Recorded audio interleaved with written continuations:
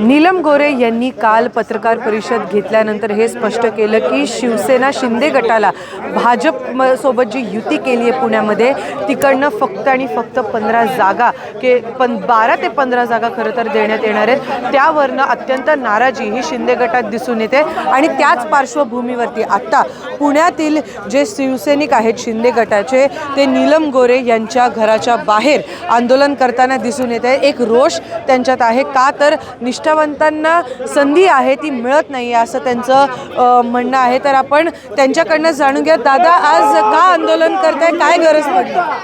पुणे शहरामध्ये जे तिकीट वाटपामध्ये गोंधळ झालेला आहे त्या संदर्भामध्ये आम्ही हे आंदोलन केलेलं आहे। बेसिकली यांनी ज्या 261-65 जागा आपल्याकडे आहेत त्यापैकी फक्त शिवसेनेला 10 ते 15 जागा देण्याचे त्यांनी आश्वासन दिले। त्यामुळे सगळे शिवसैनिक चिडलेले आहेत आणि त्यांनी हे आंदोलन पुकारलेलं आहे। आपण नीलम गोरे यांचे जे पी आहे त्यांच्याकडे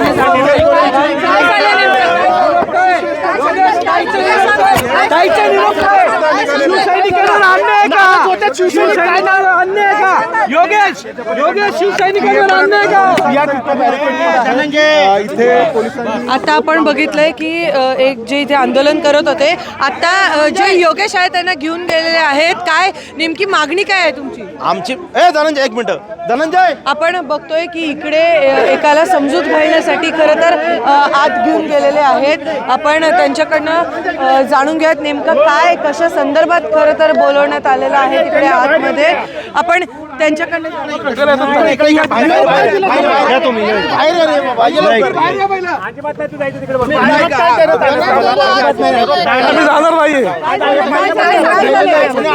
ताई म्हणलं आम्ही याला भेटायला येतोय पण जोपर्यंत आम्हाला न्याय मिळत नाही तोपर्यंत आम्ही इथं हलणार नाही हे 100%। आता तुम्ही राजीनाम्याची मागणी करताय?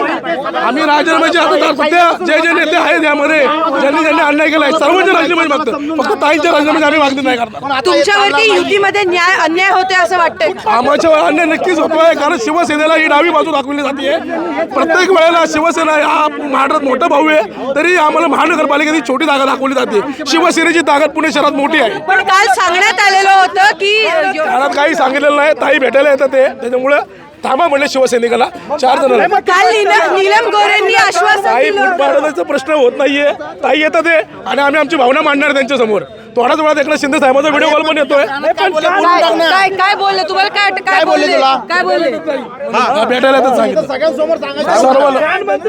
ते म्हणले की कुणाकुणाला ऐका निलेशजी प्रधानमंत्री काय दिलेलं आहे सागरजी, तुम्ही उगाच काहीतरी करू नका।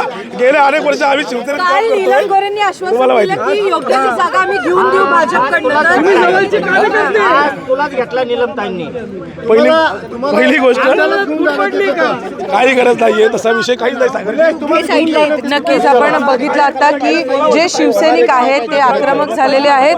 हे जे आता घेऊन गेले त्यांना बाजूला सांगण्यात आलं की भेटतो किंवा काय, तर काय तुमचं याच्यावरती एकंदरीत म्हणणं? जे काय व्हायचंय ताईंचं सगळ्यांसमोर झालं पाहिजे, ताई सगळ्यांसमोर बोलल्या पाहिजे आमचं म्हणणं आहे।